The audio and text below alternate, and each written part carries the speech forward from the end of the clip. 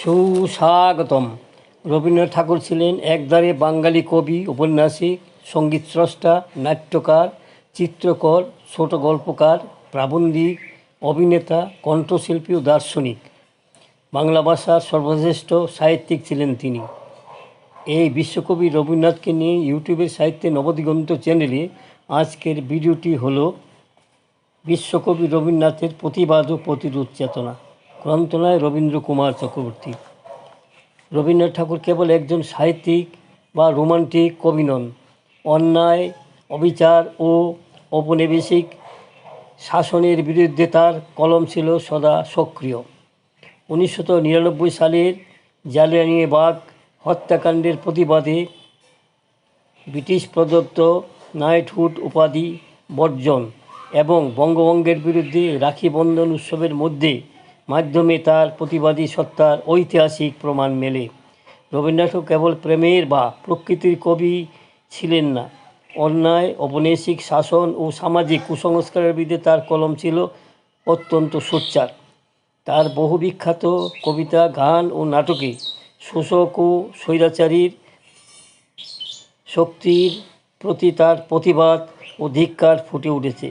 তার প্রতিবাদী মানসিকতার প্রধান দিকগুলি হল: রবীন্দ্রনাথ কৈশোরকাল থেকেই সমস্ত রকম অন্যায়, অত্যাচার, শোষণ, বঞ্চনা ও অপশাসনের বিরুদ্ধে প্রতিবাদ করেছেন। যেমন বাল্যকালে চৈত্রমেলায় তিনি যে স্বরচিত কবিতা পাঠ করতেন তা ছিল ব্রিটিশ বিজয় করিল ঘোষণা, যে গায় গাক আমরা গাব না, আমরা ধরিব আরেক তান। আমাদের দেশে শুধু না, পৃথিবীর যে কোনো প্রান্তে যখনই কোনো অন্যায় মাথা তুলেছে এবং তার খবর পৌঁছে গেছে কবির কাছে, তৎক্ষণাৎ তার লেখনী গর্জে উঠেছে সেই অন্যায়ের বিরুদ্ধে। এমন অসংখ্য উদাহরণ ছড়িয়ে রয়েছে কবির সমগ্র জীবনে। কিন্তু নিবন্ধকারের সীমিত ক্ষমতায়, সীমিত পরিসরে আলোচনাকে সূত্রায়িত করার জন্য শুধু বেছে নেব কয়েকটি উদাহরণ, যেখানে রবীন্দ্রনাথ ধর্মান্ধতা, কুসংস্কারের বিরুদ্ধে এবং শ্রমজীবী মানুষের শোষণের বিরুদ্ধে প্রতিবাদ জানিয়েছেন। কবির শান্তিনিকেতনে অস্পৃশ্যতা বিরোধী উদ্যোগ শুরু হয়। এই উদ্যোগ সুনির্দিষ্ট রূপ লাভ করে যখন 1932 সালে 1 ডিসেম্বর যেখানে সংস্কার সমিতি করা হয়।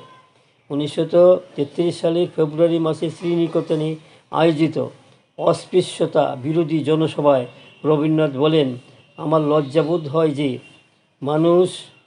মানুষকে ভালোবাসবে, এই সহজ কথাটি এত শাস্ত্রবচন তর্ক নিয়ে আমাদের এই দুর্ভাগ্য দেশকে এখনও বলতে হয়। হাজার হাজার বছর ধরে এদের পিছনে ফেলে রেখেছি, সব দেশকে অন্ধকারে মগ্ন করে রেখেছি আমরা শিক্ষিতরা।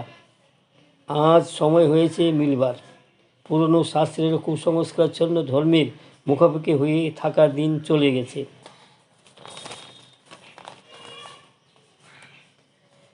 সমাজতান্ত্রিক রাশিয়াকে দেখে তিনি তীর্থস্থান দর্শনে আনন্দ পেয়েছিলেন, কিন্তু 7 মাস আমেরিকায় ঐশ্বর্যের দানবপুরীতে কাটাবার অভিজ্ঞতা ছিল ঠিক বিপরীত। তার পুঁজিতান্ত্রিক আমেরিকা ভ্রমণের অভিজ্ঞতাকে লিপিবদ্ধ করেছেন এভাবে: লক্ষ্মী হলেন এক আর কুবের হলো আর। অনেক তফাৎ। লক্ষ্মীর অন্তরে কথাটি কল্যাণের, সেই কল্যাণের দ্বারা ধন শ্রীলাভ করে। কুবেরের অন্তরে কথাটি হচ্ছে সংগ্রহ, এই সংগ্রহের দ্বারা ধন বহুল লব্ধতা লাভ করে। বহুল লব্ধের কোনো চরম অর্থ নেই। শিক্ষার মিলন। রবীন্দ্রনাথ রচনাবলী 11 খণ্ড। মার্কস কথিত পুঁজির আদিম সঞ্চয় প্রক্রিয়াকে কবিতার ভাষায় কুবেরের ধন সংগ্রহ বলে উল্লেখ করেছেন। যাই হোক, এটা বুঝতে অসুবিধা হয় না যে তিনি পুঁজিবাদের শোষণের স্বরূপটিকে উপলব্ধি করেছিলেন। বুর্জোয়া গণতান্ত্রিক ব্যবস্থার সীমাবদ্ধতা সম্পর্কেও সচেতন ছিলেন। তাই সমবায় প্রবন্ধ 1923 খ্রিস্টাব্দে তিনি লেখেন, যেখানে মূলধন ও মজুরির মূল্য অত্যন্ত ভেদ আছে, সেখানে ডেমোক্রেসি পদে পদে প্রতিপদ হতে বাধ্য, কেননা সব রকম প্রতাপের প্রধান বাহক হচ্ছে অর্থ। এই অর্থ অর্জনে যেখানে বেদ আছে, সেখানে রাজপ্রতাপ সকল প্রজার মধ্যে সমানভাবে প্রবাহিত হতে পারে না। এই অংশটুকু পড়লেই বোঝা যায় শ্রেণীদ্বন্দ্ব তার কাছে কোনো অপরিচিত বিষয় ছিল না। ধনতান্ত্রিক ব্যবস্থা শোষণমূলক চরিত্রকে আরও স্পষ্টভাবে তিনি নিন্দা করেছেন। তার পল্লিকতা প্রবন্ধে রবীন্দ্র রচনাবলী 13 খণ্ড। বর্তমান সভ্যতায় দেখি এক জায়গায় এক দল অন্ন উৎপাদনের চেষ্টায় নিজের সমস্ত কিছু নিয়োগ করেছে, আরেক জায়গায় আরেক দল স্বতন্ত্র থেকে সেই অন্নে প্রাণ ধারণ করে। চাঁদের যেমন এক পিঠে অন্ধকার অন্য পিঠে আলো, সেই রকম একদিকে দৈন্য মানুষকে পঙ্গু করে রেখেছে, অন্যদিকে ধনের সন্ধান, ধনের অভিমান, ভোগবিলাস সাধনের প্রয়াসে মানুষ উন্মত্ত। মানুষ আজ কিসে হারা? এই মানুষের জন্যই তিনি আপ্রাণ চেষ্টা করে গেছেন। শ্রমিক ও কিশোর কথা তার লেখনীতে বারবার উঠে এলেও তার মনে সংঘর্ষ ছিল, হয়তোবা তাদের জীবন যন্ত্রণার কথা তিনি সবই বলতে পারেননি। তাই ঐক্যতান 1941 সালের কবিতায় তিনি লিখলেন, কৃষাণের জীবনের শরিক যে জন, কর্মে ও কথায় সত্য আত্মীয়তা করেছে অর্জন, যে আছে মাটির কাছাকাছি সে কবির বাণী লাগিয়ে কান পেতে আছি। সাধারণ খেটিখেটা মানুষের প্রতি তার সুগভীর মমত্ববোধ ঝরে পড়ে এমনই জীবনের একেবারে শেষের পর্বেও। মোর নাম এই বলে খ্যাত হোক, আমি তোমাদের লোক, আর কিছুই নয়, এই হোক শেষ পরিচয়। সে জ্যোতি রচনাবলী 3 খণ্ড। ভূমিলক্ষ্মী প্রবন্ধে রবীন্দ্রনাথ লিখেছেন, চাষি বলছে চাষের কাজ থাকলেও হিসাব করিয়া দেখিয়াছি, চাষে আমাদের কুলায় না। চাষির এই কষ্টের কারণ বিশ্লেষণ করে তিনি বললেন, গ্রাম্যতার গণ্ডির মধ্যে ফিরে গিয়ে চাষির সংসার কুলাবার রাস্তা খুঁজে পাওয়া যাবে না। তাহলে কুলাবার পথ কী?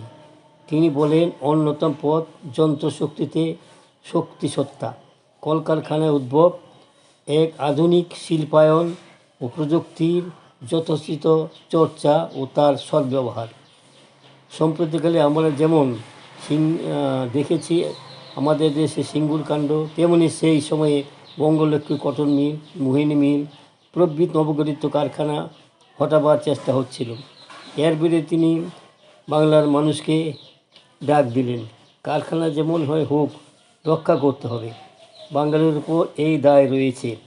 তিনি বুঝেছিলেন চাষিদের বোঝানো খুব প্রয়োজন, কারণ জমির সঙ্গে চাষির নাড়ির টান। তাই চাষিদের বোঝানোর দায়িত্ব তিনি বলেছিলেন, জীব জীবনের যিনি আহার দেবেন তিনি, জীব দিবেন যিনি আহার দিবেন তিনি। এই আহার দেন না যদি, সহস্তে আহারের পথ তৈরি না করি। আজ এই কলের যুগে কলেই সেই পথ।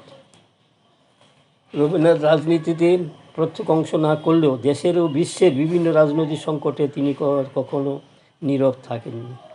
বন্ধুগণ, আমার এই সংক্ষিপ্ত ভিডিওখানি এখানে শেষ হলো। যদি আপনাদের মনোভূত হয়, সাবস্ক্রাইব, শেয়ার এবং লাইক করতে ভুলবেন না যেন।